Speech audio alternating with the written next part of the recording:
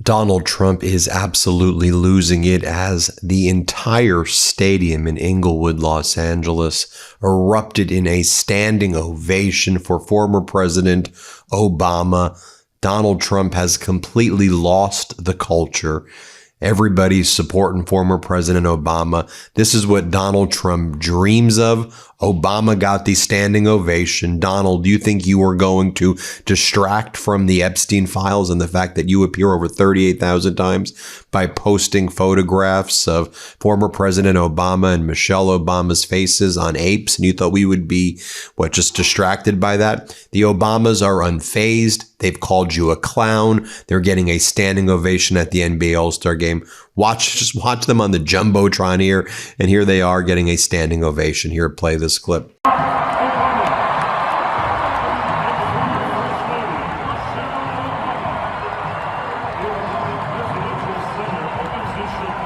Now let's play that standing ovation for another angle right here.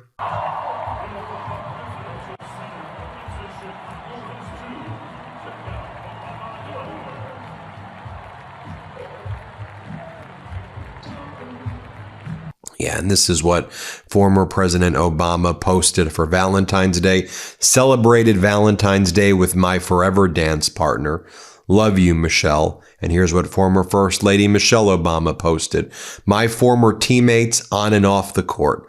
Let's see, what did Donald Trump post on Valentine's Day? Oh, he posted this attack on Bill Maher. It looks like a lunatic wrote it. I want to read it. He's like, Bill Maher came to me and said that he was going to like me, and he looked really nervous. But then Bill Maher ended up trashing me on TV. And then I said, dude, shut up. And then Donald Trump's like, and I said to Canada, you're going to lose ice hockey because China's going to steal your ice hockey. And I was clearly joking about it.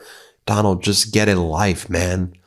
You're weird, you're deranged, you're unhinged, you're a racist, you're a felon, you're a sexual abuser, you're a fraud, you are a phony.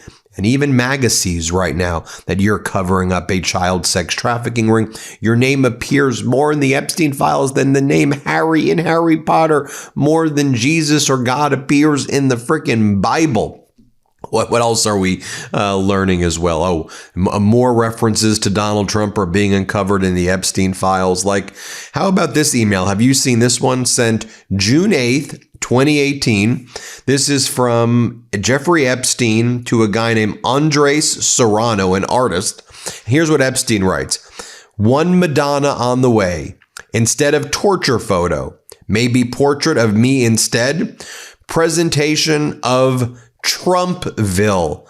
Torture photos, presentation of Trumpville. How about this? From William Riley, a private investigator, to Epstein, April 18th, 2011. Before I call Trump, with regard Virginia, are there any alternatives? How about this email right here? Jeffrey Epstein to Jess Staley's daughter, former top banker at JP Morgan. Then he became the CEO of Barclays. And Epstein is speaking to Jess, and Staley resigned in disgrace from Barclays as his connections with Epstein were uncovered. And then this is Epstein writing to Jess Staley's daughter. Could you ask if he would like to be considered for Treasury? He's saying, can you ask your dad if he would like to be considered as the next Treasury Secretary? Because Epstein was apparently involved with Bannon in picking Donald Trump's cabinet like Treasury Secretary. And then Staley's daughter says, just spoke with him. He said, not yet, but thanks. That's how Donald Trump's cabinet was picked, by the way, with Epstein. Quick, we go back to Obama for a second, getting standing ovations. Let me share this with you. This was an interview that was just released between former President Obama and my friend Brian Tyler Cohen. And Obama, it talks about Donald Trump doing the ape photo posting by Donald Trump. And here's what Obama says, that he still sees a lot of hope. Play this clip. First of all, I think it's important to recognize that the majority of the American people find this behavior deeply troubling. It is true that it gets attention. It's true that it's a distraction. But as I'm traveling around the country, as you're traveling around the country, you meet people. They still believe in decency, courtesy, kindness. And there's this sort of clown show that's happening in social media and on television. And what is true is that there doesn't seem to be any shame about this among people who used to feel like you had to have some sort of decorum and a sense of propriety and respect for the office, right? So that's been lost.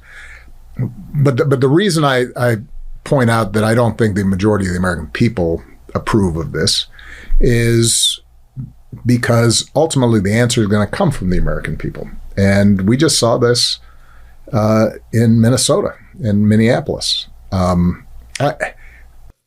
And former President Obama posted this: watching the NBA All-Star Game and Team USA at the Winter Olympics, it's clear that sports, just like music and art, still has the power to bring us together, build community, and remind us of our common humanity. Let's play this clip right here.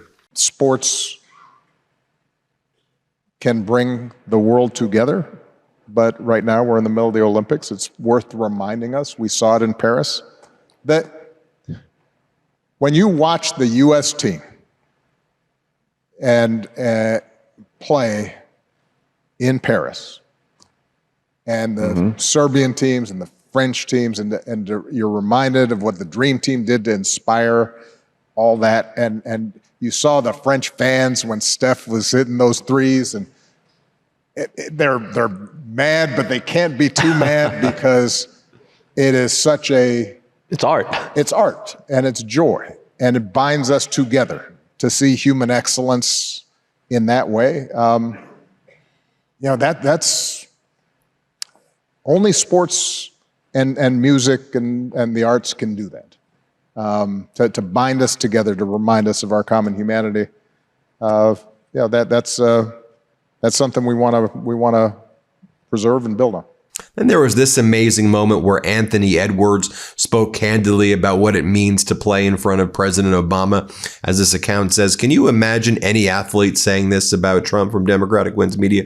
Here, play this clip right here. I know you've met him before, but the President Obama was here. Yeah. The Obamas was here. Did that give you any extra motivation to play any harder tonight? Yeah, for sure. You always got to put on a show for he my favorite person in the world. We was kicking it yesterday. Me and him, I had a great time yesterday. So I told him I was going to put on a show for him. Well, Donald Trump was spending the weekend golfing. That's Donald Trump with Liz Truss, the former UK prime minister who sent the UK markets into tanked the markets. I see two losers right there. And speaking of two losers, three losers, four losers. Dr. Oz, we learned, invited... I think it's worth to note on Valentine's Day that Dr. Oz invited Epstein to a Valentine's Day party. So we got Lutnick going to bring children to the island, Oz inviting Epstein to Valentine's Day parties. Again, Trump's White House is the center of this entire cabal right here. And then, as you now know, and I reported over the weekend, Donald Trump released a fake Epstein list, right? You know the story that the DOJ released what it said were the politically exposed persons list. And in order to muddy the waters, they put Trump's name and people who are involved actually in a bad way with Epstein. But then they include names like Janis Joplin and Elvis Presley and Marilyn Monroe and Dan Quayle. And they just put in a bunch of names like that in order to kind of obfuscate and just to make people not believe that the Epstein files and the lists are real. I mean, again, it's just such utterly despicable and horrible conduct by this regime. We also learned that Steve Bannon and Epstein were working behind the scenes with others in the Trump regime to bring down former Pope Francis, and they were finding ways to blackmail and go after former Pope Francis. I mean, you don't get much more despicable than this. It's Donald Trump's post this weekend. He goes, the Democrats refuse to vote for voter ID. The reason is simple. They want to continue to cheat in elections. There will be voter ID for the midterms, whether approved by Congress or not. And then over the weekend, too, you had Kristi Noem talking about, oh, well, we're going after certain types of voters. We're going to go after these voters. Remember what Kristi Noem said? And here's how Tom Homan responded to it. Here, play this clip. DHS Secretary Noem made some comments that Democratic leader Schumer just commented on earlier in the show. I want to play them for you. It may be one of the most important things that we need to make sure we trust is reliable, and that when it gets to election day that we've been proactive to make sure that we have the right people voting, electing the right leaders to lead this country.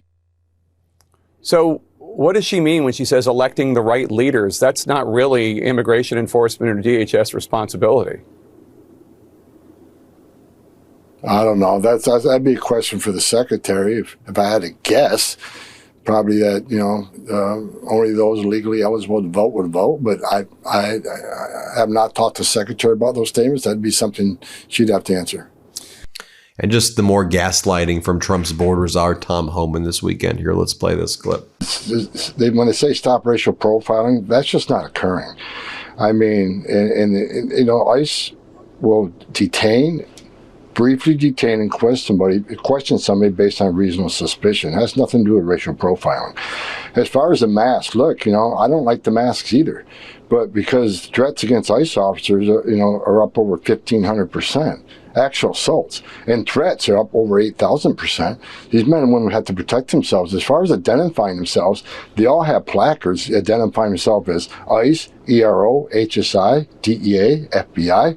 So they all have placards on them. So I'll let the White House and members of Congress, fight that out. But I think some of the asks are just, I think they're unreasonable.